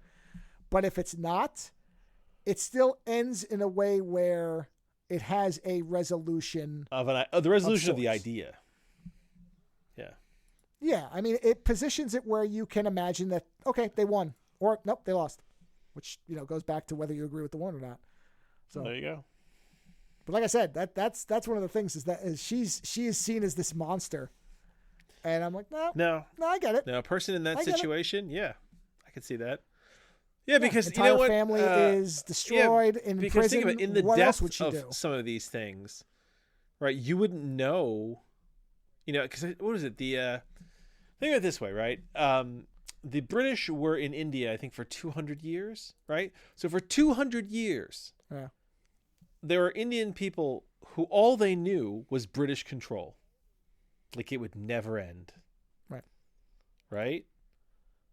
Native Americans watching the end of their civilization as America slowly spread across the country and wiped them out. Right? It feels completely impossible. And in that moment, in your fury, you probably look at that and go, you know what? Fuck them all. So I get it. Yeah. I get the character. Yeah. Yeah, I mean, the minute because I didn't read, because obviously I only read like the first chapter or so, and that isn't revealed there. But there was a point very early on where I went, okay, I know what's happening here, and I understand why she's doing it. Because as soon as she knew how to amplify, I'm like, okay, she's basically going to say, come wipe the... I thought she was initially at first. I was like, she's going to say, come kill everybody but me or come kill all the Chinese because, they murdered my family or whatever. No, it's a planetary thing. Yeah, and then at the point where she's like, after she met the Mike Evans guy, then I went, oh no, this is going to be a bigger thing because he's very much saying, we're just a, it's the, what do you call it? It's the Agent Smith virus thing. That's Mike Evans is Agent Smith, where he's like, human beings are disease. Yeah. He doesn't say that, but he might as well be saying it. And so at that point I went, oh no, they're coming to kill everything. Okay, got it. And then as soon as the thing started with Brazil, where it's like, what is a lie? I'm like, oh no, don't explain what a lie is, because then they can't trust you, and now it's all over with. Because up to that point, it did appear that what Brazil and Keiko O'Brien were doing was selecting people who would be able to repopulate the planet as the partners with the Santee. That was the idea, because they had kids and they had families and all the rest of it. And that was what I think the idea was, is that they were saying, okay, if you understand these aliens are coming and you know what their purpose is, and we're going to share the planet with them so that they can survive. And we, because we're welcoming them, will be spared. Now, whether that really would have happened or not because of that initial message from the one alien is hard to say. But at the very least, they probably would have let human beings live as pets. But as soon as they knew that they might turn on them, right. And of course, because, as we find out later, we will be so advanced by the time they get here, if they think there is no capacity for trust, of course they're going to wipe us out. So as soon as he's saying this, I'm like, reverse course. Nope, back up. You're all done. And man, his terror when they stopped talking to him, because he's like, my lord, can you hear me? My lord, please talk to me. And it's like, nope, that's it. You just fucking drop the sword on everybody. This planet's going to be a cinder. You're going to all be briquettes on their fucking barbecue. So, time until they have the monitoring in place. Yes, it is. Time is the key. So like I said, I liked it a lot. I would recommend it. Far better than I expected, because I didn't think it was going to be bad, but I didn't expect it to be of the quality. This reminds me of some of the better stuff Netflix did when it wasn't shotgunning things. Kind of like when they did the Dark Crystal series. And that was such a wonderful, basically reincarnation of what the Dark Crystal movie was. Because if you haven't seen that and you like the Dark Crystal, you should absolutely watch it because it's phenomenal. this is something where it's like, wow, okay, they really put the money necessary. This feels like an HBO production. Oh yeah, it's like an old style HBO production, you know. So if you that's probably the best recommendation I give is if you remember what HBO used to be, and can still occasionally be, but you have to be of a certain age to understand. Is it like Lisa Joy and Jonathan Nolan did it? Yeah. It would not surprise me if they were involved. You're correct. Yeah, exactly. Yes. Because there is some wonderful writing. There's some great. The character work is fantastic. Again, the characters all feel very individual, but they also all make sense. Because sometimes when characters have a lot of differences, they don't make sense as people who would ever stick together through harsh times. And all these people do. They have enough common elements, not only in their science, but the people who influence them. So there's this connection, even though there are people who clearly are closer than others. Which makes sense too. In groups of friends, you have that.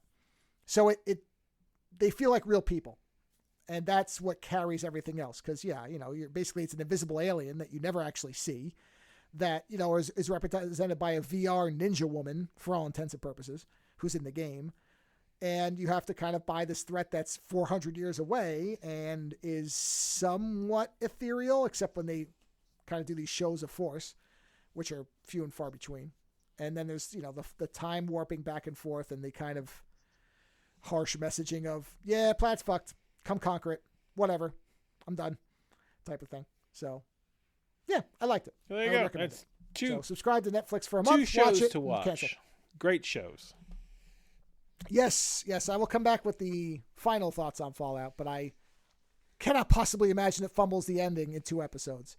Not when it's this consistently good. There was one, there was one name. Why did I recognize this name just before? What the hell was that guy's name? Okay, what did this guy? I saw this very specific director's name, Frederick E. O'Toy. Why do I know? Okay, this guy has directed some heavy stuff. Man in the High Castle, the series, the Watchmen series, Snowpiercer series, Jesus The Boys. Christ. He's directed. Oh my God. The Walking Dead. Yeah. Shogun. He's directed some of that Shogun series, which I also hear is good. Yeah. So I saw his name come up in one of the later episodes, and I went, oh, I've seen this guy before. Okay. Got it. Yeah. So, yeah. Fallout, that's what I mean. Fallout, I'm fairly confident. I look forward to your final review. So, we will see. So, and on that note, that's it. That's all I got this week. Because I wanted to make sure I talked about 3 Body Problem because I really think it is worth seeing, and I didn't want to put Fallout over it. Plus, I haven't finished it yet, and that's it. So until next week, remember, it's not support the show. Support our show. Support our show.com. And on that note, try not to. Check your spelling. Here's my final tip for the weekend, everybody. If you're going to reserve a domain, make sure you know how to spell words in whatever language you speak.